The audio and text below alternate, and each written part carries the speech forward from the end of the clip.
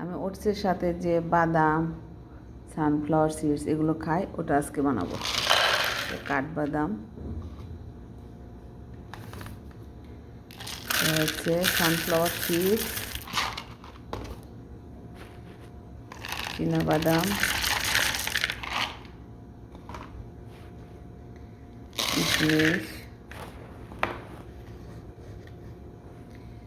আখরোট,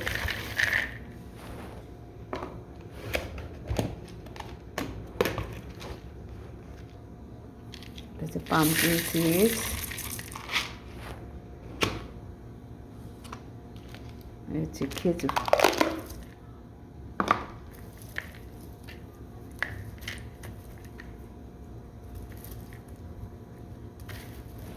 খেজুর অনেক মিষ্টি, এই জন্য আমি খেজুর কম দিলাম। এটা আমি সকালে ওটসের সাথে খাই, যারা বউ খায়।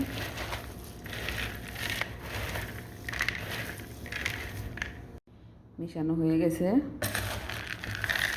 এখন আমি এই যে একটা বক্সের মধ্যে ভরে রাখবো, তাহলে খাওয়ার সময় ঝামেলা হয় না। তা না হলে প্রতিটা জিনিস আমাকে একটু একটু করে নিতে হয়।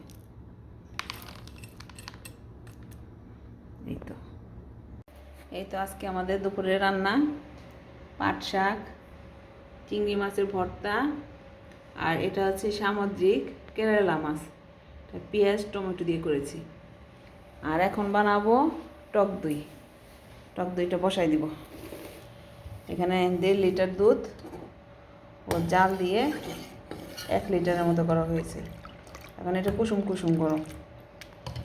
আর এটা হচ্ছে টক দই, পানি ঝরাচ্ছি, এখন এখানে দিয়ে দিব।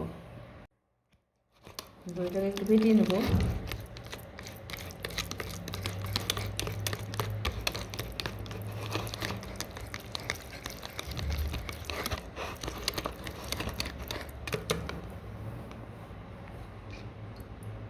অল্প একটু দুধ দিয়ে দিব এখানে।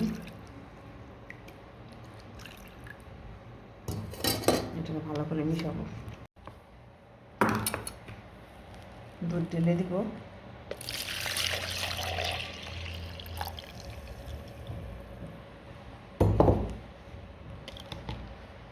মানে যে টক দইটা দিয়ে দেব।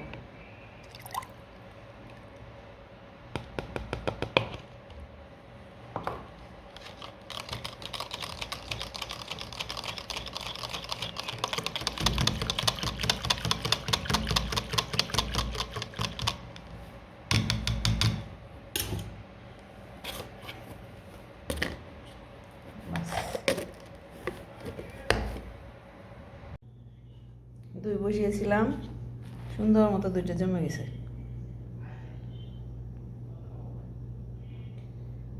7 ঘন্টা সময় লাগছে। একটু ঠান্ডা পড়ছে তো, এই জন্য সময় লাগছে।